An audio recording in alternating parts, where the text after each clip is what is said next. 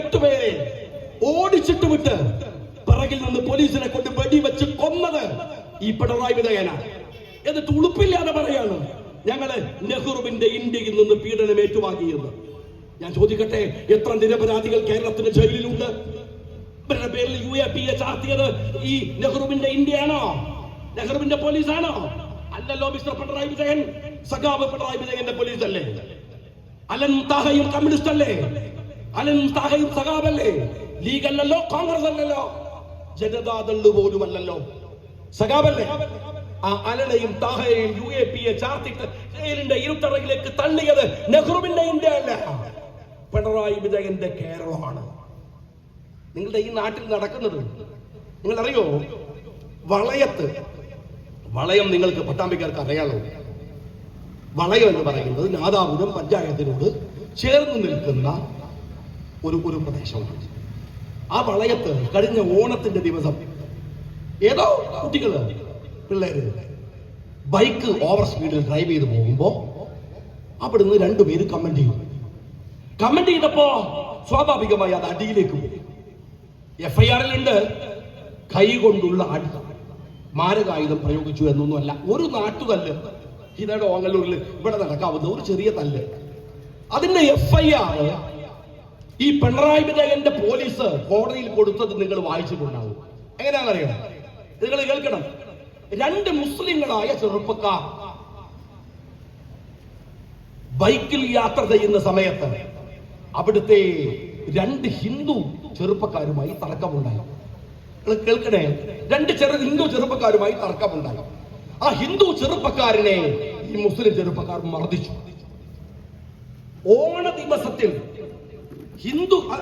ഇങ്ങനെയല്ല, ഹിന്ദുക്കളുടെ ഓണ ദിവസത്തിൽ മുസ്ലിം ചെറുപ്പക്കാർ ഹിന്ദുക്കളെ ആക്രമിച്ചതിൽ ആ പ്രദേശത്തിലെ ഹിന്ദുക്കൾക്കിടയിൽ കടുത്ത വിഷമമുണ്ട്. അതുകൊണ്ട് വരെ ജാമ്യം നിഷേധിക്കണം എന്നാണ് എന്റെ പിണറായി വിജയ. നിങ്ങൾ ഈ ആഭ്യന്തരമന്ത്രിയുടെ പണി നിർത്തി വെച്ചിട്ട് അങ്ങ് മോദിയുടെ കീഴിൽ പോയി വല്ല ഏർപ്പാടും നടത്തുക നിങ്ങൾക്കൊക്കെ നല്ലത്. ഈ കേരളത്തില് ഒരു ഉത്തരം പറഞ്ഞ പിണറായി വിജയൻ ഒരു നടപടി എടുക്കുക പോലീസുകാരനെതിരെ. നിങ്ങൾ എന്ത് പോലീസാണ്? ആ നാട്ടിലെ മനുഷ്യർക്ക് പ്രശ്നമില്ല. അവിടെ ഹിന്ദു ഉണ്ട്, മുസ്ലിം ഉണ്ട്. ഇതെന്ത് സ്വഭാവമാണ്? ഞാൻ ചോദിച്ചു. ഇനിയിപ്പോ മെഡിക്കൽ കോളേജ് പോലീസ് സ്റ്റേഷൻ ഉണ്ട്. ഈ അടുത്ത രംഗക്ക് FIR വായിക്കാം. അവിടെ ഒരു ക്രിസ്ത്യാനിയായ സഹോദരൻ അവന്റെ തലവേദനയുമായി വന്നു. അങ്ങനെ മുസ്ലിമായ ഡോക്ടർ ചികിത്സിക്കില്ല എന്ന് പറഞ്ഞു. അപ്പോൾ ഹിന്ദുവായ ഒരു സഹോദരൻ ക്യാൻസറുമായി വന്നപ്പോൾ, എന്ന് വെച്ചാൽ ക്യാൻസർ, ഹിന്ദു ക്യാൻസർ, മുസ്ലിം തലവേദന, ക്രിസ്ത്യൻ നെഞ്ചുവേദന എന്തൊക്കെ ആക്കാൻ പോവാണ്. പിണറായി വിജയന്റെ പോലീസാണ്. ഇതെന്തൊരു പോലീസാണല്ലോ? ഒരു നാട്ടിലെ മനുഷ്യർ തമ്മിലുണ്ടായ സ്വാഭാവികമായ ഒരു തർക്കത്തെ മതത്തിന്റെ പേര് പറഞ്ഞ് വേർതിരിക്കുക. ഞാൻ പറഞ്ഞു, ഡിവൈഡ് ആൻഡ് റൂൾ എന്ന് നിങ്ങൾ ബ്രിട്ടീഷുകാരെ കുറിച്ച് കേട്ടിട്ടുണ്ട്. ഇത് ഡിവൈഡ് ആൻഡ് റൂൾ അല്ല, ഡിവൈഡ് ആൻഡ് ഏൺ എന്നാണ്. അതൊരു പുതിയ ടേമാണ്. സമ്പാദിച്ചു കൂട്ടുക, മനുഷ്യരെ തമ്മിൽ തല്ലിക്കുക. നിങ്ങളൊക്കെ തമ്മിൽ അടിച്ചോ? ഞങ്ങൾ ഇങ്ങനെ ഇടയ്ക്ക് അയ്യപ്പ സംഗമം, ന്യൂനപക്ഷ സംഗമം, മറ്റേ സംഗമം, മറിച്ച സംഗമം ഒക്കെ നടത്തും. നല്ല ഭക്ഷണമൊക്കെ തന്ന് ഏർപ്പാടൊക്കെ ചെയ്യും. പക്ഷേ നിങ്ങൾ എന്ത് വേണം? ഇങ്ങനെ വേറെ ചേരി തിരിഞ്ഞു നിൽക്കണം. നിങ്ങളുടെ പൊതു പ്രശ്നങ്ങൾ എന്ന് പറയുന്നത് റോഡാണ്, പാലാണ്, സ്കൂളാണ്, ആശുപത്രിയാണ്. ഇതൊന്നും ഏറ്റെടുക്കാൻ ഞങ്ങൾക്ക് വയ്യ. ഞങ്ങൾ വേർതിരിക്കുകയാണ്. ഹിന്ദുക്കളെ നിങ്ങൾ ഇങ്ങോട്ട് മാറി നിൽക്കുക, മുസ്ലിങ്ങളെ നിങ്ങൾ അപ്പുറം മാറി നിൽക്കുക.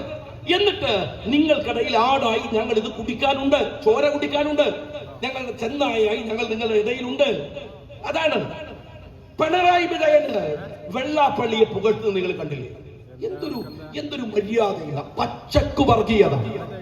മലപ്പുറത്തെ നിലമ്പൂരിൽ നിന്ന് മാത്രമല്ല, വെള്ളാപ്പള്ളി അയാൾ ചെയ്തുകൊണ്ടിരിക്കുന്ന SNDP-യെ പോലെ ഒരു മഹത്തായ പ്രസ്ഥാനത്തിന്റെ തലപ്പത്തിരുന്ന് ശ്രീനാരായണ ഗുരുദേവൻ എന്ന മഹാമനുഷ്യന്റെ ഒരു പ്രസ്ഥാനത്തിന്റെ തലപ്പത്തിരുന്ന് അയാൾ നടത്തുന്ന പുലഭ്യണ്ടല്ലോ, സഖാക്കളെ ഉളുപ്പുണ്ടെങ്കിൽ ആ വെള്ളാപ്പള്ളിയുടെ നേതൃത്വത്തിലാണ് നിങ്ങളുടെ നവോത്ഥാന സംരംഭങ്ങൾ നടക്കാൻ പോകുന്നത്. ഒരു കാര്യം നിങ്ങൾ ഓർത്തോ, വെള്ളാപ്പള്ളിയുടെ നേതൃത്വത്തിൽ നവോത്ഥാന കാലം വരുന്നതിനേക്കാൾ നല്ലത്, എന്ത് അഭിപ്രായ വ്യത്യാസം ഉണ്ടെങ്കിലും ഈ പിണറായി വിജയന്റെ കാലത്തെ അധമകാലമാണ് മലയാളിക്ക് നല്ലത് എന്ന് ഞങ്ങൾ വിചാരിക്കുന്നത്. അതാ കുറച്ചുകൂടെ നല്ലത്. ഈ ഇങ്ങനെ ഒരു മനുഷ്യന്റെ മുമ്പിൽ നിർത്തുക, മനുഷ്യന്റെ പ്രശ്നങ്ങളൊന്നും ഏറ്റെടുക്കില്ല. ജാതി, മതം, വർഗം. ഞാൻ ഇന്നലെ നിയമസഭയിൽ നമ്മള് പഠിച്ചിട്ടുണ്ട് അമീബയെ കുറിച്ച്. പഠിക്കുമ്പോ ബയോളജിയിൽ പറയുന്നത് അമീബക്ക് പ്രത്യേകമായിട്ടുള്ള ആകൃതിയൊന്നും ഇല്ല എന്നാണ്. ഇപ്പൊ ഈ സർക്കാരിന്റെ കളി കണ്ടപ്പോഴാണ് കൃത്യമായിട്ട് മനസ്സിലായത്. ഇപ്പൊ ഈ അമീബ ജ്വരം വന്ന് നോക്കുമ്പോ ഓൾക്ക് ഇതിനെ കുറിച്ച് ഒരു വൃത്തമില്ല, ഒന്നും മനസ്സിലായിട്ടില്ല. അമീബ ജ്വരം, മസ്തിഷ്ക ജ്വരം.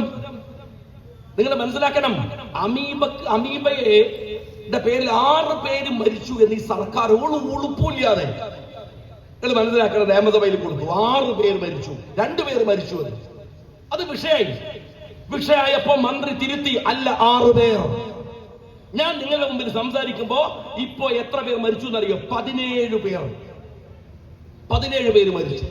എങ്ങനെയാ ഈ രോഗം? എന്താ ഇതിന്റെ ഉറവിടം?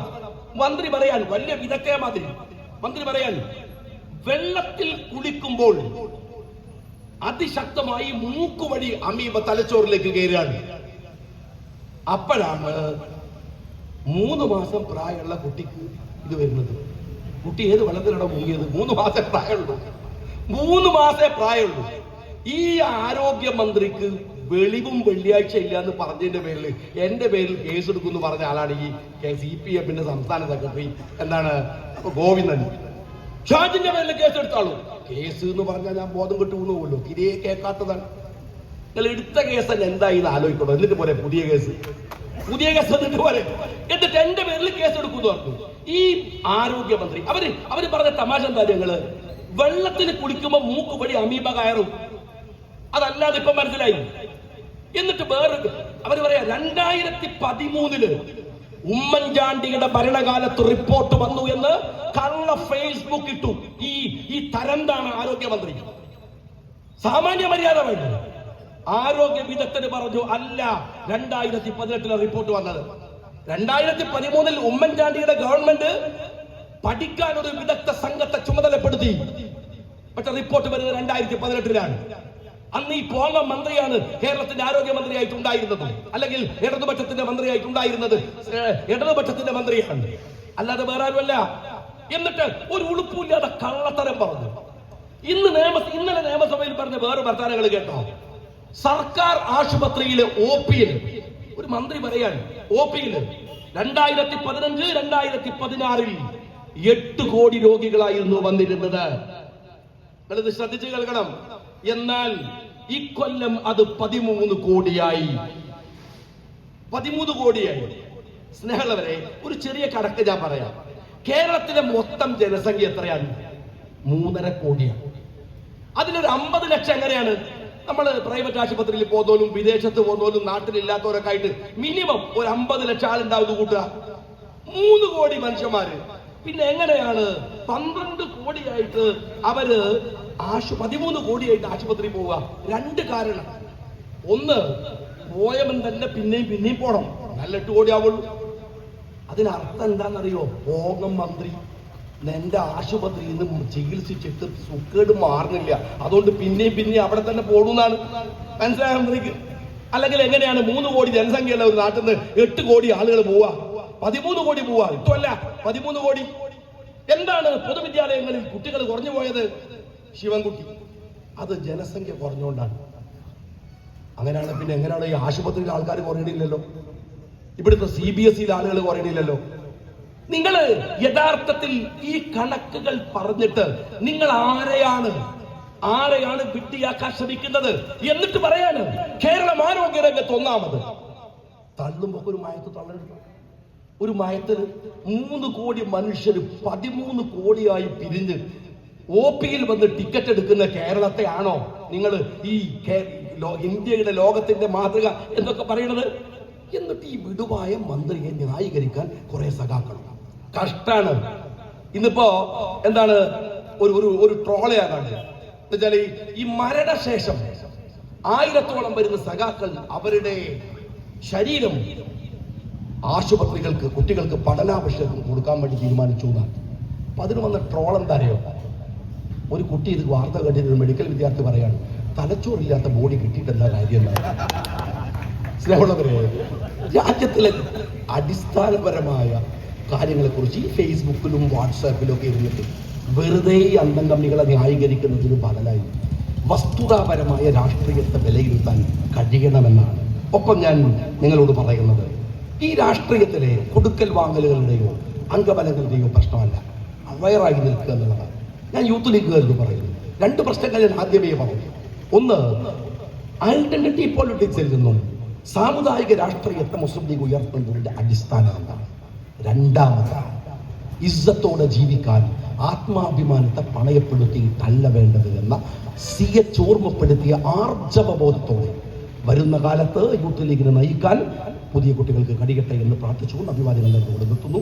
ഉദ്ഘാടനം ചെയ്യാൻ അറിയിക്കുന്നു.